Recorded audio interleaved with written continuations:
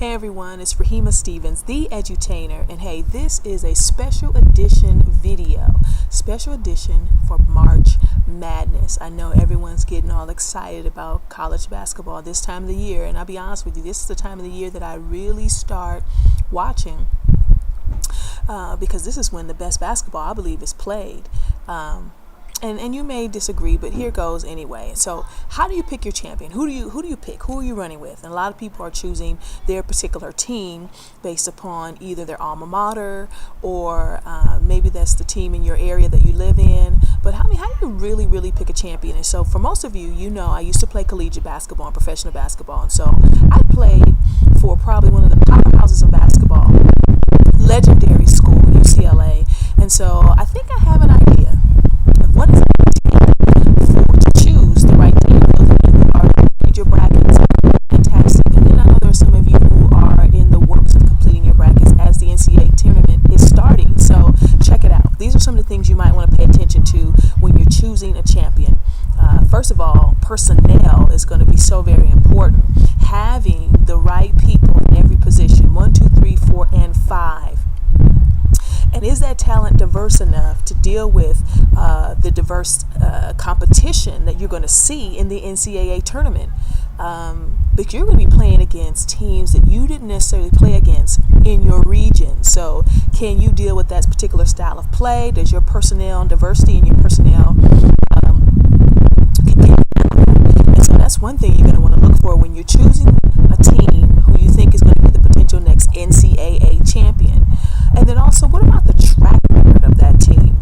The track record, their overall record says a lot about them, but maybe they're not from a strong division, okay, like the ACC or the SEC. And so basically, you're going to look at how they've competed against other quality talent. And that could have been early on in the year when most teams play tournament basketball in the early part of the year.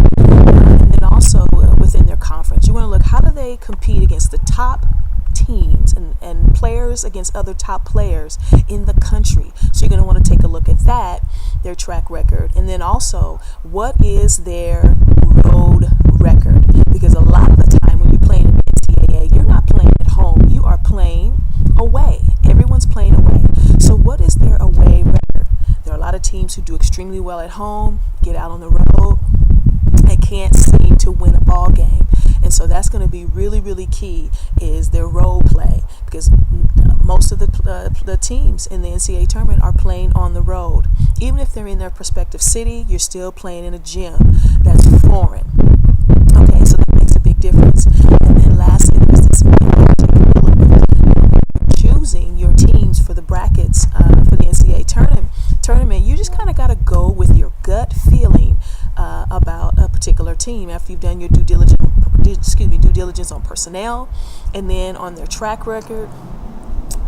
Then you just kind of got to go with your gut feeling. And so that's pretty much how I would choose the next NCAA champion. There are some phenomenal teams that are in the tournament this year, and I'm going to be watching.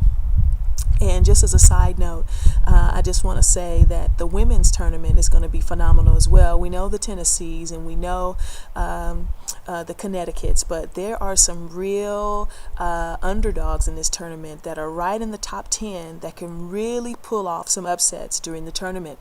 And one of those teams is my alma mater, UCLA.